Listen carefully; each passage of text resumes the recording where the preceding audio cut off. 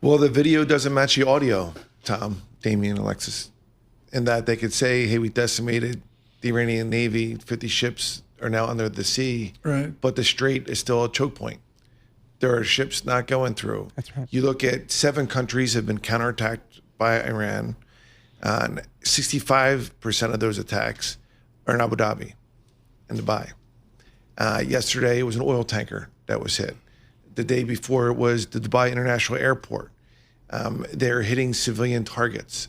Right. There are people dying in that region. And I hear about the resolve of not letting Iran get a nuclear weapon, and we should never have let them have a nuclear weapon. But the reality of it is we had a nuclear deal done that we walked away from. How do we, I shouldn't say how, I'm editorializing, excuse me, folks. Is the White House listening to the Pentagon? Of course, they're listening to them. And God gave us all 2 ears, 2 eyes, and only 1 mouth for a reason.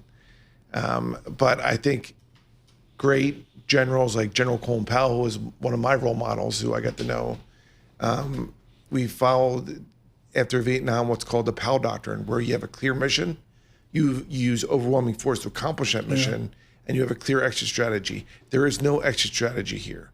The mission is, yep, let's decimate the Iranian ballistic missiles, et cetera. I get it, but you can't necessarily do that with just air power.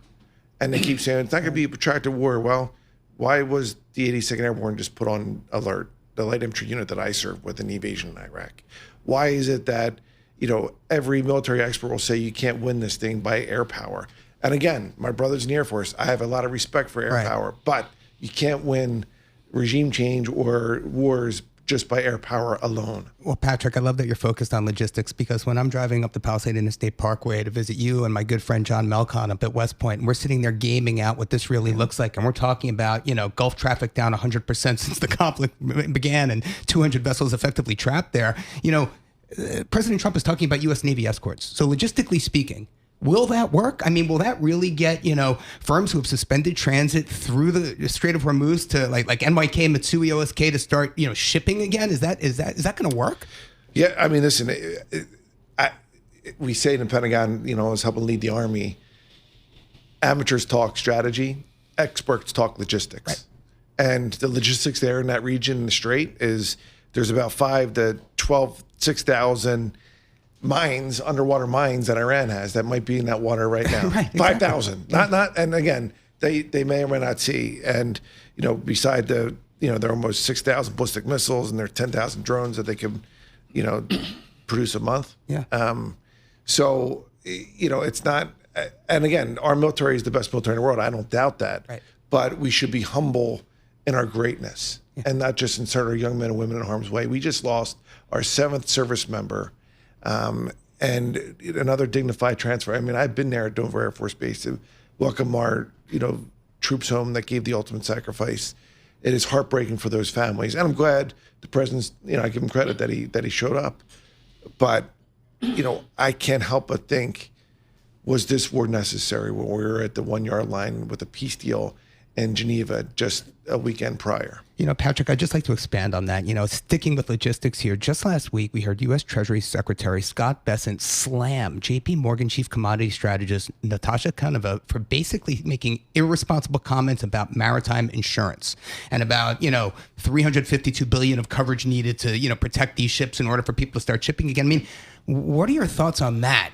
How does that play in to, the bottleneck, the supply bottleneck that's coming through the market here? Yeah. Listen, that's why I said my opening comment was the audio is not matching a video here. That's right, yeah. An oil tanker was just blown up yesterday. I mean, UAE is getting 65% of these attacks. And why is that? Because they're probably the least defended, and they're going after civilian, as I mentioned at Dubai International Airport, an oil tanker yesterday. It is shut down. It is a choke point. And when you talk about 20% of the world's oil and natural gas goes through there, that is a problem. And people in America, when I got gas yesterday in the Jersey Turnpike coming up here, I paid $4.50. I didn't get the 93, or the 94. I got the 91 to save a couple cents per gallon. And I'm doing pretty well for myself, but I'm cheap, right? And Americans already last year had a 30% increase in their electricity bills. It's going to get worse, and people don't understand. Your electricity is based The power that you get is from natural gas. Right. That's the anchor of our electrical grids. Across the nation this morning, and particularly to Pennsylvania, Patrick Murphy with us, a former congressman from the 8th District. He is a Geopolitical Advisory at Hilco Global, and of course, the former Undersecretary of the Army. I want to go to your wheelhouse of what you taught at West Point and your service to the nation. And that is my entire knowledge here is Tom Cruise in a movie with Jack Nicholson. Oh, A Few Good Men was one of my favorite movies. You are in the judiciary part of the Army, and you've got an immense respect for the process of law there versus outside and all that. How do you adjust an executive? How do you adapt to an executive that can do this on a whim versus legislative authority? Yeah, for 250 years, we've had in America that was a limited federal government. That was the whole point of our government when we broke away from England. And you're right. I did spend 6 years in the Army before I became a judge advocate, before I earned my law degree and taught constitutional law at West Point. That Constitution is the blueprint of our country. This is not a TPS report from office space. This is a document that we take a blood oath in the military to support and defend that Constitution against all enemies, foreign and domestic. And that's a Constitution that has been ignored by this Congress. I blame the Congress for ignoring this. I believe the Congress that has just basically said, Mr. President, you want tariffs unilaterally without our thing? You want, yeah, and by the way. So what's your advice to Senator Fetterman and others who maybe at the margin would like to get a little bit of a decision tree back here? Yeah, I would like the them first step? Maybe have some courage and a backbone to stand up to a co-equal branch of government, the executive branch, that they take an oath to support and defend that Constitution too. And they all represent, in Pennsylvania's case, 12 million Americans that want them to do right by our men and women in uniform, to follow the Powell Doctrine, to have a clear mission of what is that, and use overwhelming force, and have a clear exit strategy. We all know there's no strategy here. We all know that it is real tough to go in and take out the Venezuelan leader without Congress standing up, and to do it in violation of not just the Constitution, but the War Powers Act that, says that within 60 days, you got to bring it to Congress. Otherwise, you have to get out. They haven't gotten approval from Congress, and Congress continues to have no backbone. Across this nation, Patrick Murphy with us with Hilco Global, and of course, the former Undersecretary of the Army, with Damian Sassower this morning. Damian? Yeah, so Patrick, you mentioned Venezuela. I think you need to kind of group that together here with Iran and talk to us about what this means for the upcoming meeting with Xi Jinping.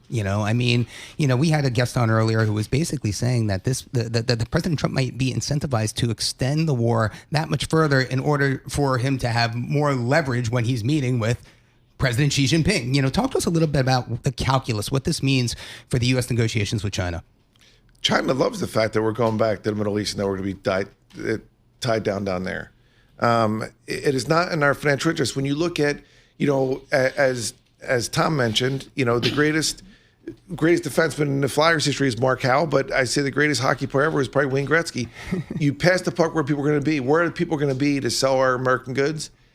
In Asia. 50% of consumers are in Asia. Why are we focused on the Middle East and not strengthen our relationships and do what we need to do to make sure that's there? Okay, this is critical. And Damian brings up China, and I go back to Admiral Stavridis, who's been such a supporter of my work with Elliot Ackerman, the Marine, writing 2034, which is their wonderful book, my book of the summer, a couple years ago, folks, where unintended consequences get you into mess. Is our military, I want to call you Congressman, is our military, Patrick Murphy, exhausted by the multiple platforms of being in Asia, having to transfer to the Middle East, and yet, as Damian says, worrying about China and Taiwan? Do you sense a military exhaustion at this point? No, in a sense that, yes. In a sense, no, they're not exhausted, period. Our military is the best in the world, and they are motivated. And they're not motivated necessarily to go into unnecessary wars. They're motivated to do the job that they were trained to do. But has our military been weary after the longest wars in American history, over 20 years, over 2 decades, in Iraq and Afghanistan? And what's between Iraq and Afghanistan? Iran. So that's where our troops and our efforts are right now, with over 5,000 strikes in the last 11 days. And it is not making, frankly, our country, and certainly not our economy, stronger. And I know obviously Damien mentioned Venezuela, but how about the tough talk about Cuba? Yeah. We had a peace deal. We had a nuclear deal with Iran. They got rid of their nuclear program. We walked away from it. Then they got ambitions again. We walked away from a peace deal on Cuba, and now President Trump gets in there and he says they're a state sponsor of terrorism, right? Now again, I don't lose sleep that the Ayatollah was killed, but the new Ayatollah, the new supreme leader, it was his father and his wife that were killed in that attack last Saturday. That's right. So again, are they going to? And he's known as being even more hardline. That's exactly right. So I just have agita, and it ticks me off when a lot of these political leaders in Washington D.C. send our young men and women to harm's way, and they never served. And Damien, the Secretary of Defense, the key quote that's going out across media right now, quote, "Our most intense day of strikes inside Iran is Tuesday," which is today.